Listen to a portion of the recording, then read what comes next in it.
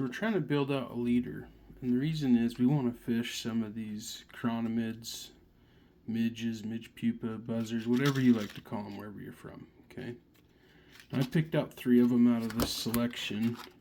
I want my bead head down as my lead fly, and then when they change from larva and they start to swim to the surface, they kind of shimmer and kind of have like a little bit of a white head.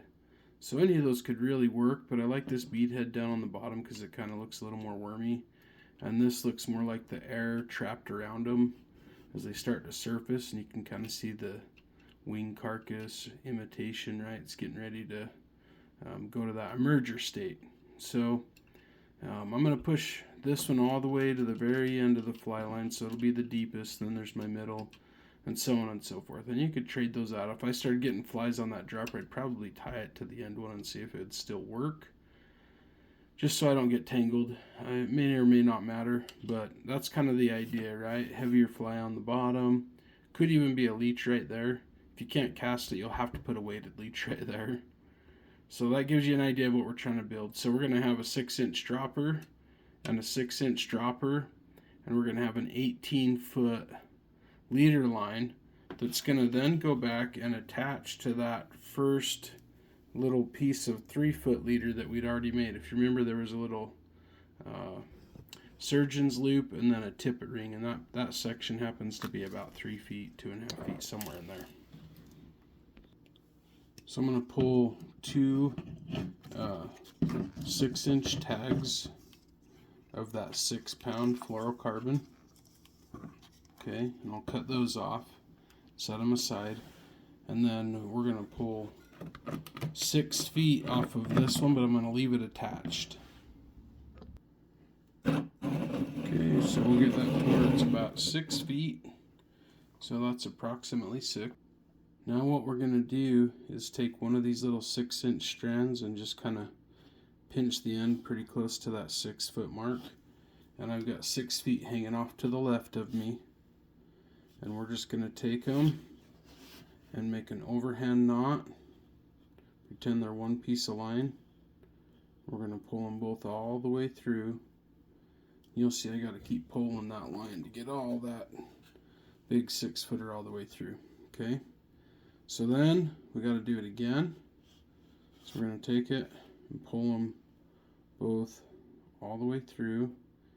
It's best if you can keep the knot loop big enough that you can get the other 2 fingers through it, but it's okay to pull them through one at a time. You just can't not miss them. Okay. So there's 2, and people are recommending that you do a triple surgeon on these, which I think a double's fine, but why not? We're here. And we'll pull those all the way through. Now I'm going to get those kind of wet and pull all that down nice and tight. Okay. You can see that I now have this tag hanging off of here, and I meant for that tag to be a little bit closer to 6 inches, but I tied my knot right in the center of it, so I've got a 3-inch tag. But the point is that I want you to realize when you're looking at this right here is going all the way to, if you said this was going to the ring, I'd probably keep this piece right here, because see how it naturally pushes away from the line? I kind of want to put that and tie my fly to that, and then go down further, right, 6 more feet, and we'll do it to the next one, and then we just tie one on the end of the line. And that's the idea of kind of how it should work. I'm going to leave this as a 3-inch dropper here, and then I'll finish this leader up and show you what that looks like. Okay, so I pulled another 6 feet through. I've got my other 6-inch piece of line right here, and we're just going to have to pull all 12 feet of that back through this knot now. So we'll kind of work it through and just keep pulling that through, and the dropper. And let's hit it one more time, bring all that back up through, and we'll hit it one more time with all of that, and then we're going to pull all that down tight. Okay, and you can see that we did it right this time because we have just a small tiny tag end left, which is kind of the hope. I guess if you want to tie it long on both sides, then you can kind of get away with that and just trim everything up at the end. But you can see how this one kind of hangs forward to the other tip, same with the other one that we showed moments ago. And now I'm going to take this and just cut these extra few inches off, and then we'll go tie some flies on those.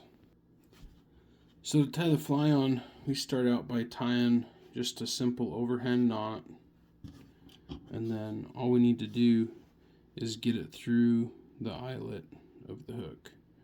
And that's one of the challenges I think that everybody has. If you don't use small enough leader, it's just never going to fit through these tiny little flies, right? The eyelet's just going to be too small. So anyways, we tie a little overhand knot like so, and then we're going to take and push it back up through there. Sorry, I got to get a hold of that for a second. It's kind of fighting me. If you don't pull long enough tagging, it can get a little bit difficult. But pull that up through, so that's kind of where we're at with that. Hopefully you can see that. Then this needs to wrap around this line and go back through that knotted hole again.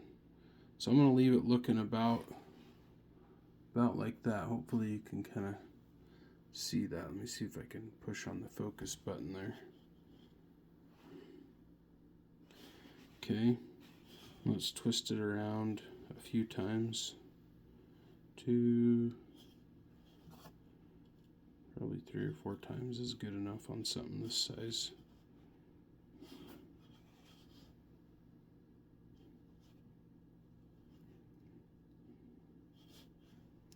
Oh, I messed that up. There we go.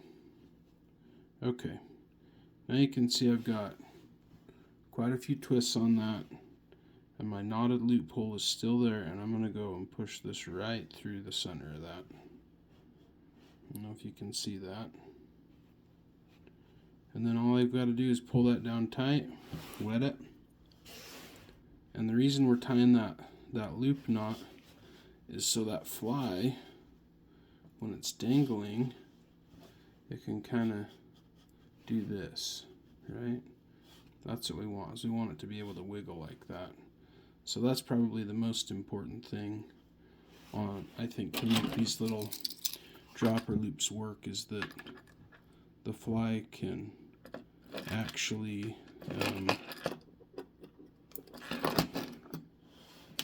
have a lot of life in it. Sorry, I just about cut my leader. Okay. So that should give you a good idea on what that looks like. And try to zoom in on that a little bit more. That's your finished dropper loop. So I have here in my hand my final 6 feet.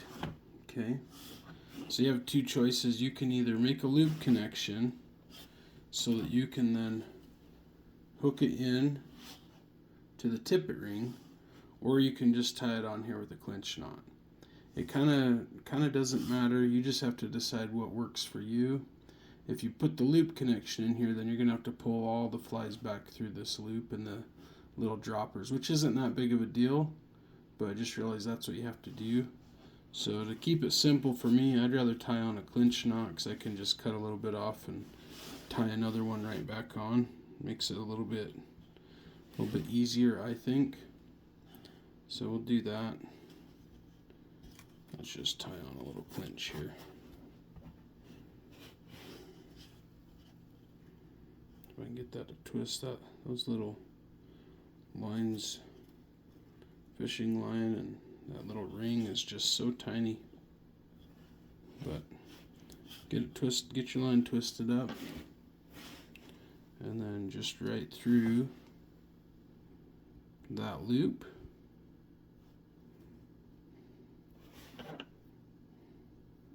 right? The loop of the knot.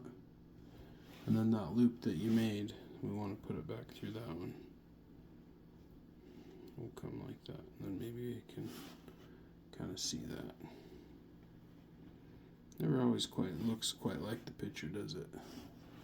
But we'll pull that down nice and tight and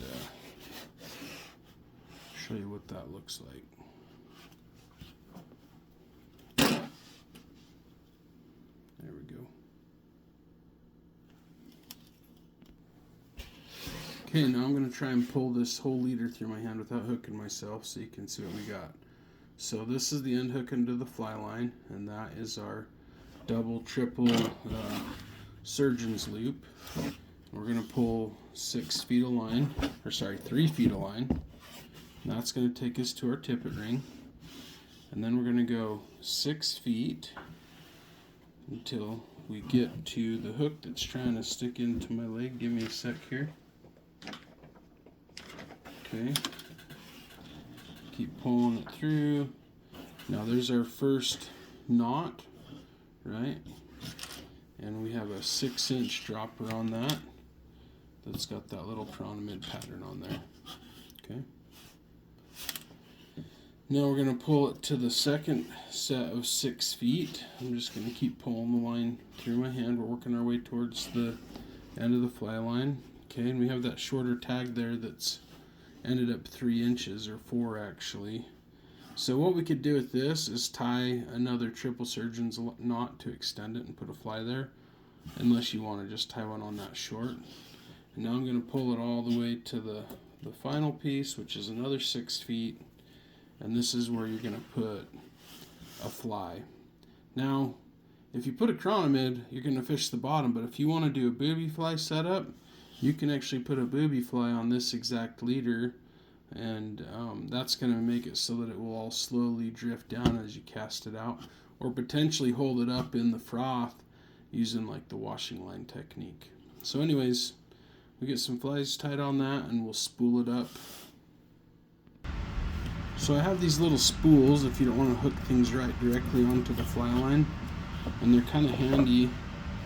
So what we're going to do with this setup, just so you can kind of see what's going on, is we're going to hook this leader onto the spool. And here's a quick little visual.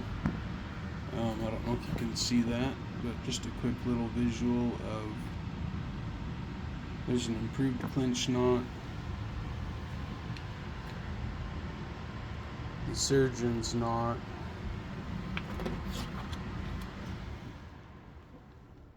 and the loop knot, and those are the knots we used pretty extensively in this little setup. So I have these little spools. I cut a notch out of them. That's kind of an ugly notch. It could look a little bit better, but the idea is to hook your flies into it in a way that you can start to roll your leader up so you can store them for later. It's really super helpful because you might not want a leader like this kicking around, and it might not reel up really well on your fishing pole. I'd say one of the other problems with a setup like this with all these hooks, it's easy for it to kind of just grab onto everything, which right now as I'm bringing it up, it's already trying to hook me. So it kind of helps if you're doing a barbless rig as well. But I try to keep it all reeled up to the same side of the fly. And then here comes the next little surgeon's knot. And we'll come in here. And we're just about to the next fly. So this one in particular, I'm going to hook this one over here in the side of the spool. If I can get them to hook back through here, give me a sec. And then we'll just keep on reeling till we kind of get to our final fly.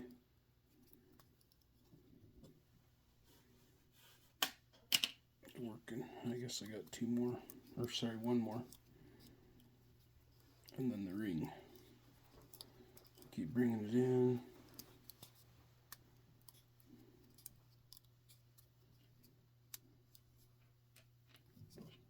You can see that next little dropper add in.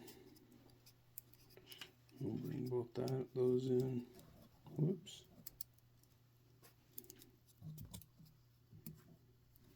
Okay. Then we'll hook him in. And come over the top of those ones. And the next thing after that is just the tippet ring. Alright, so everything's set on this spool. You can kind of see I've got the flies. You can do different things with them or tuck them in the holes. But then basically what you have to do is borrow a scrunchie from somebody with longer hair.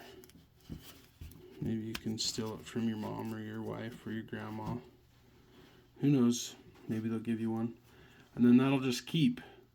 Then when it's time to go out and fish, you can just pull this off and run the loop connection from this back through the fly line. But just keep in mind you've got to run the entire loop all the way through, which is why I don't prefer the loop connections.